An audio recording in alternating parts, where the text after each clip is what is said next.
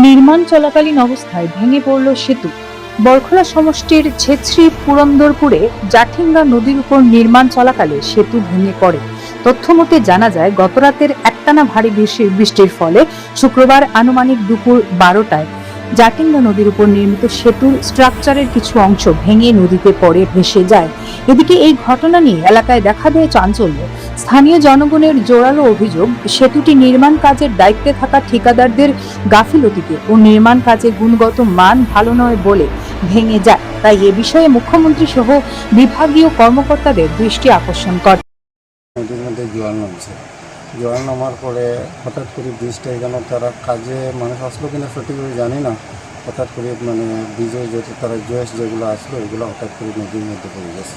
তো এটার মুখ্য কারণ যেটা আমরা সাধারণভাবে যেটা বুঝছি, কারণ জাটিঙ্গা নদীটা অত্যন্ত ভয়ঙ্কর, এটা কিন্তু আমরা সবাই জানি, বা আমরা কন্ট্রাক্টর বা ডিপার্টমেন্টে যারা এখানে কাজ করে তারা আমরা বারবার এই বিষয়ে অবগত করছি যে জাটিঙ্গা নদীটা অত্যন্ত ভয়ঙ্কর। এটা সময় মতো যদি তার কাজ যদি প্ল্যান এস্টিমেট মতো যদি করা না হয়, তাহলে নদী কোন সময় কোন ভয়ঙ্কর রূপ ধারণ করবে এটা পাওয়া বড় ক্ষতি।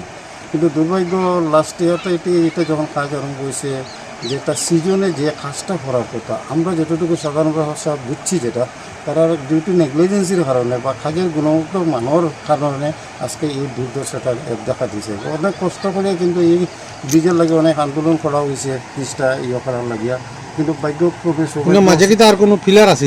এখানে তো ফিলার নাই, তারা টেস্ট দিছিল, এটা তো লাকড়ি টেস্ট দিছিল, এটা সাধারণত জোয়ারের সঙ্গে ঠেলার সঙ্গে তো এটা টেস্টগুলো তো বাঁচিয়ে গেছিল।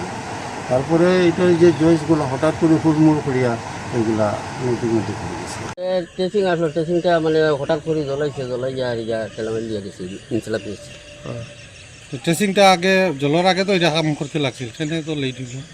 না না, জলের আগে তো টেস্টিং পুরো মজুদ আসলো, এই জলটা যেভাবে ঘুরে আইছে গিয়ে আর এই টেস্টিং করে দিচ্ছে সরাইছে।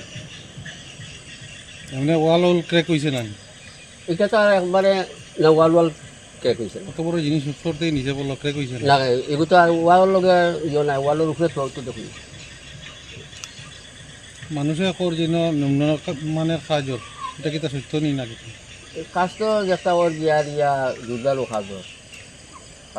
অনেকে তো করি তা বৈজ্ঞানিক পদ্ধতিতে কাম না, বা সময় মতো নাট বল্টু এটা সময় মতো আপনারা লাগাইতরা না, বা আপনি না কতদিন দিয়ে কাজ আছে? আমি একদম প্রথম থেকে আছেন।